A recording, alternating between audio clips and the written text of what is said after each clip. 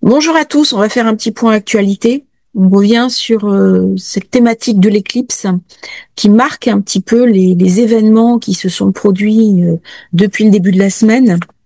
Le typhon Ragaza, beaucoup de déplacés, des vents à 250 km/h. Ça a touché Taïwan, Hong Kong, les Philippines, le sud de la Chine. Des images très impressionnantes. Si on regarde l'éclipse, Neptune avec Saturne, conjonction négative. Donc on a bien vu qu'il y avait trop d'accumulation d'énergie. En plus, avec l'équinoxe, qu'est-ce qui se passe? Eh bien, il y a des phénomènes météo extrêmes qui arrivent. Il déplace l'éclipse à Hong Kong, zone 8, destruction. J'ai l'éclipse qui arrive en zone 2. La zone 2, c'est le financier. Donc, destruction avec un coût important. Ici. Et Pluton se retrouve en zone 6. Traditionnellement, la maison 6 c'est une maison de tristesse. Alors, ça ne veut pas dire dans votre thème de naissance. Là, je parle en astrologie mondiale. C'est complètement différent. Donc, on voit bien le risque, beaucoup d'énergie, trop d'énergie qui s'accumule et le risque de destruction. Vénus, qui vient protéger la corporalité, il n'y a pas eu de mort. Mais on est sur des cartes avec une grosse capacité de nuisance. Heureusement, il y a eu des communications actives. On a bien anticipé, on a bien géré la crise. Alors, il y a quand même eu 17 morts à Taïwan et je crois qu'il y a eu des morts aussi aux Philippines. Mais j'ai préféré faire la carte à Hong Kong. On va faire tourner cette carte. Positionne cette carte aux États-Unis, Washington. Qu'est-ce qui s'est passé? Trump qui est à l'ONU. Très grosse critique contre les alliés européens. Et on ne sait plus sur quel pied danser. J'avais parlé de cette conjonction où on est assis entre deux chaises. Est-ce qu'il veut la guerre avec Poutine? Est-ce qu'il le traite de tigre de papier le 23 septembre? Ou est-ce qu'il veut la paix par idéal? Alors, autant Joe Biden donnait des armes à l'Ukraine, autant Trump, c'est un businessman, ils vont à l'OTAN. C'est l'OTAN qui fournit des armes à l'Ukraine. On va essayer de regarder ce qui se passe. Ce qui est intéressant dans cette carte, c'est au moment de la déclaration de Trump, Lune, carré, Jupiter, exact. Jupiter qui représente les États-Unis. Nous sommes la veille du carré Mars-Pluton. Et on voit bien cet antagonisme Soleil, il s'oppose à Neptune exact. Contre Neptune peut me ramener le mensonge, l'illusion, mais il peut me ramener la tromperie, la fourberie. Alors ne me faites pas dire ce que je n'ai pas dit. Mais on a l'impression que là on souffle le chaud et le froid dans un but bien déterminé. Était-ce à dire que Trump a renoncé à faire la paix? C'est pas ce que je dis. Mais on a l'impression qu'il rentre dans une communication, une diplomatie beaucoup plus mouvante. On dit une chose, on fait le contraire. Donc là, il y a quelque chose qui se met en place qui est assez compliqué. Du coup, on ne sait plus très bien où on va. Alors, est-ce qu'il y a une volonté d'impacter les marchés? Parce que j'ai quand même Vénus ici qui peut stresser les marchés. Est-ce qu'il y a une volonté plus long terme de dire c'est pas possible? Là, c'est une carte qui laisse dubitatif et je pense qu'il va falloir attendre les prochains jours et surtout vendredi pour avoir plus d'informations sur les déclarations du président Trump. Donc, j'ai corrigé la carte que je vous ai fournie 23 septembre, New York, 12h55. Alors bien entendu, la Russie n'a pas du tout apprécié ce poste. Est-ce que nous sommes face à un conflit qui va s'envenimer pour dégénérer dans quelque chose de beaucoup plus collectif. C'est ce que pensent certains astrologues. Moi, j'ai envie de dire, on n'a pas encore l'information. Alors, pour certains, c'est la crise de la dette qui pourrait causer le déclenchement de l'irréparable. Alors, j'ai reçu cette information, je vais vous la donner. On vient au poste supplémentaire, la France. La France qui a, bon, elle est à 104, 114, parce que j'ai lu ce matin. Donc, elle est, si on regarde bien, en dessous de l'Italie, bien en dessous du Japon. Elle est en dessous des États-Unis et elle a une dette qui est comparable à peu près au Canada. Ce qui est surprenant, c'est que la dette de l'Ukraine soit pas plus élevée. Par contre, si on regarde la Russie, on voit que c'est faible. Hein. Là, on est sur la dette. France, 114. Alors, pour certains, ça serait un souhait d'utiliser ce conflit qui s'éternise pour régler le problème de la dette. Je vais pas aussi loin que ça dans mes analyses. Je regarde vraiment les forces en présence. Alors, la dette publique mondiale avoisine 95% du PIB en 2024, avec une tendance à la hausse potentielle 115 2027 dans un scénario défavorable de crise. Il y a cette crise qui vient. Les pays émergents comme l'Inde et le Brésil maintiennent les ratios modérés grâce à une croissance forte, tandis que les économies avancées, Japon, Italie, sont plus endettées. Vous voyez, quand on voit les chiffres, on relativise peut-être un peu tout ça. Par contre, c'est quand même une carte post-éclipse qui laisse entrevoir un certain nombre de choses. Alors, dans la semaine, j'avais dit que des décisions importantes seraient prises. Vous avez des vidéos sur le sujet, on va pas y revenir dessus. Par contre, moi, il y a quand même quelque chose qui m'a interrogé, c'est que malheureusement, il y a un massacre dont on ne parle absolument pas, qui est le Congo, 10 millions de morts en 30 ans. Et là, silence radio des médias, silence radio des associations. Et on a l'impression que le focus de l'actualité est mis sur certains sujets et pas sur d'autres. Et là, c'est typique de Neptune. Neptune ne parle pas, ou il ne parle que dans un sens. Et Neptune va revenir dans le Poisson en octobre, et ça va mettre l'accent sur les manipulations d'opinion. C'est-à-dire qu'on ne parle pas de certains sujets, ou alors on parle de certains sujets de manière orientée. C'est tout ce qui tourne autour de la presse d'opinion, de la manipulation de l'opinion et du floutage de l'information que nous pouvons avoir sur un sujet précis. Et lorsqu'il reviendra définitivement dans le Bélier, nous aurons pour le coup une vigilance et nous serons à même d'analyser les événements avec un prisme différent. Ça va être ce passage de Neptune Poisson, bien des événements cycloniques importants. Le typhon, c'est déjà l'énergie de Neptune dans le Poisson. On va voir, au mois d'octobre, je pense, des événements cycloniques, alors que ce soit des épisodes Cévenol en France, que ce soit aux États-Unis, un renforcement de par ce transit de l'énergie atmosphérique qui est accumulée.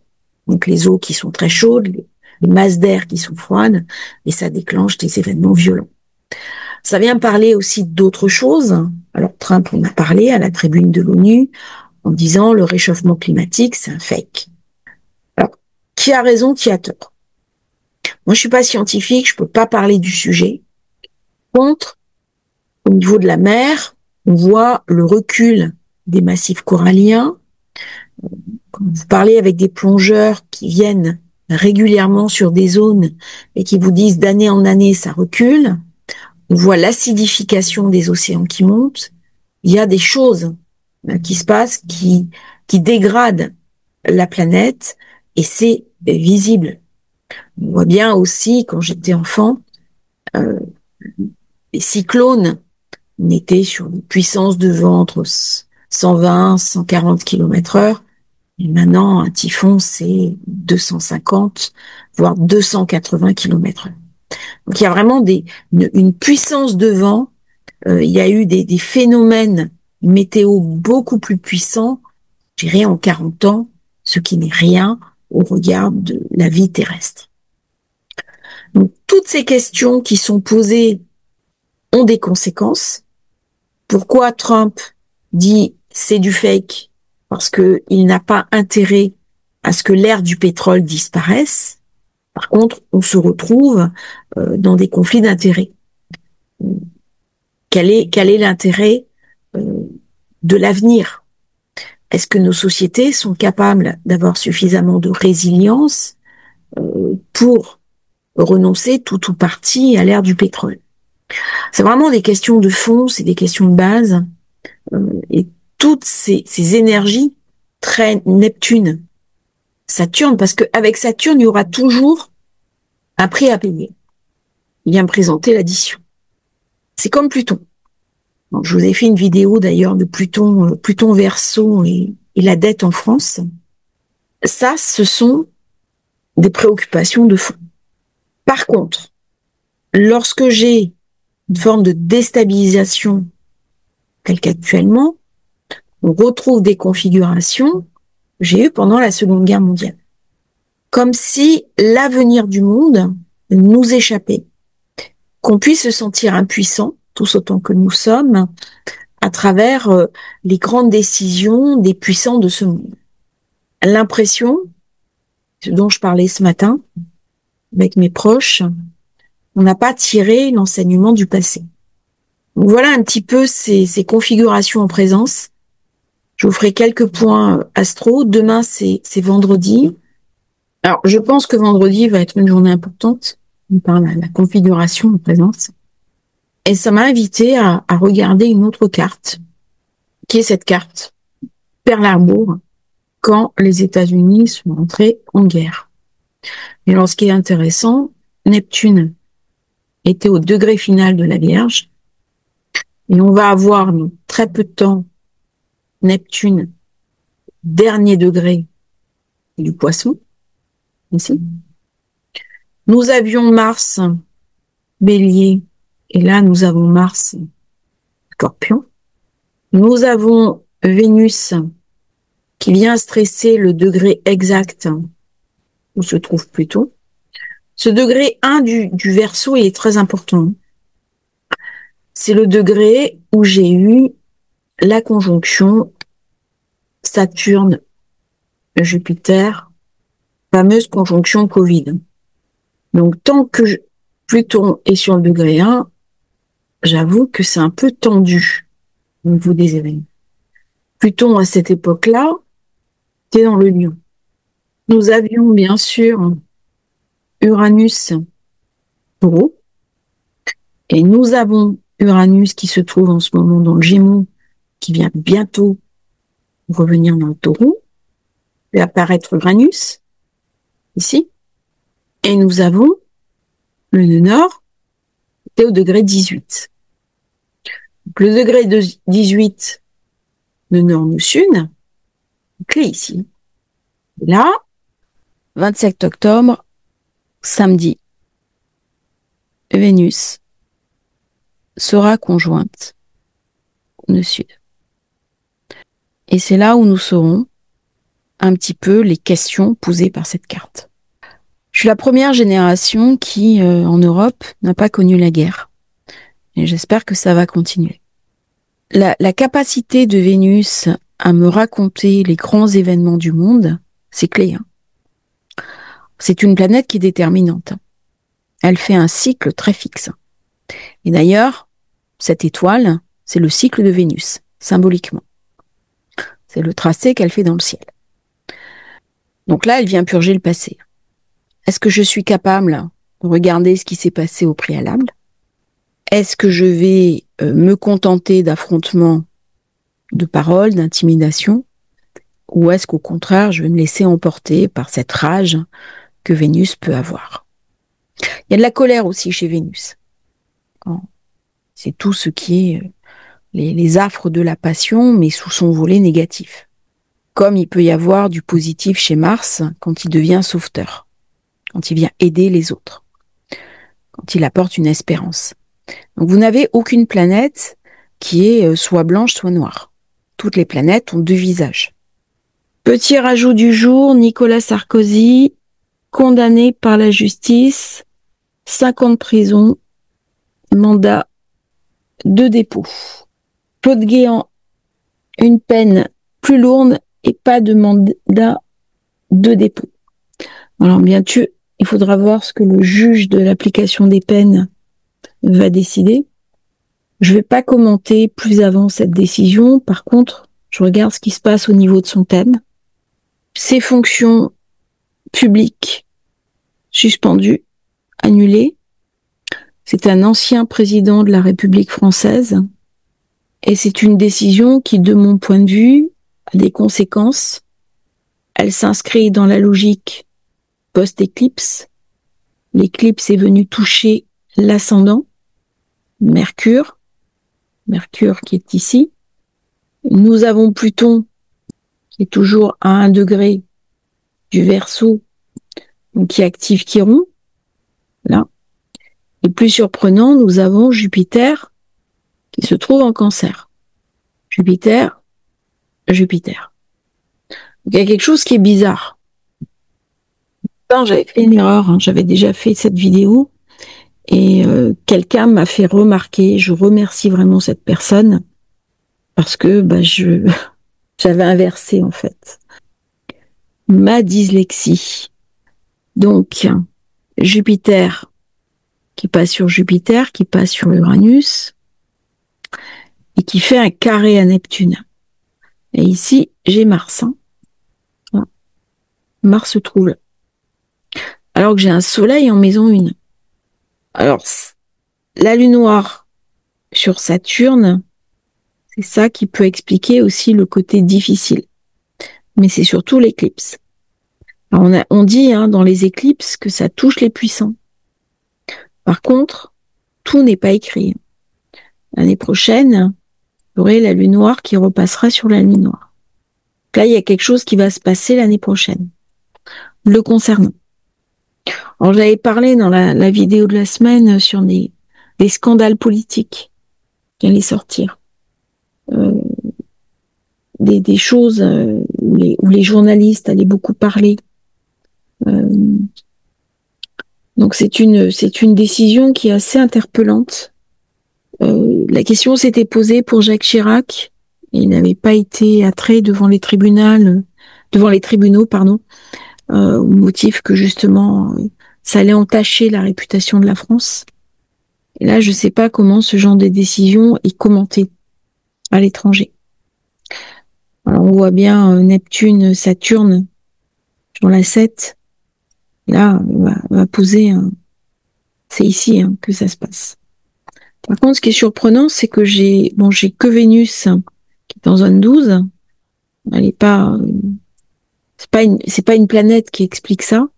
Par contre, j'ai le nœud sud.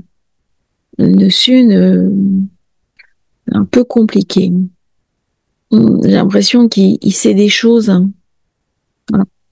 Il a des dossiers ici. Que c'est Mars qui active Neptune. Puis Neptune, il est activé pour l'éclipse. Si on regarde bien, si on fait du saute-mouton, alors ce que j'appelle l'astrologie saute-mouton, c'est-à-dire une chose va en entraîner une autre.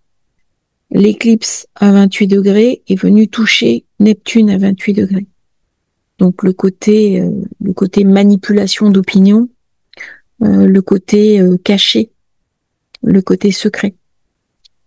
Je vais regarder un autre thème de son épouse Carla Bruni, Uranus qui est touché par l'éclipse. Voilà. Ici. Et j'ai la Lune, alors Vénus-Neptune, voilà la beauté ici.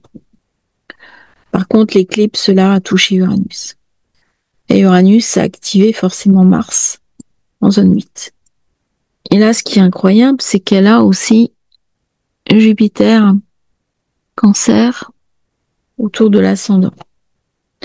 Donc je pense que les choses ne vont pas forcément se passer comme on pense. Par contre, c'est vrai que les éclipses, ça vient toucher les puissants. Ça peut signifier des chutes, et des chutes très brutales.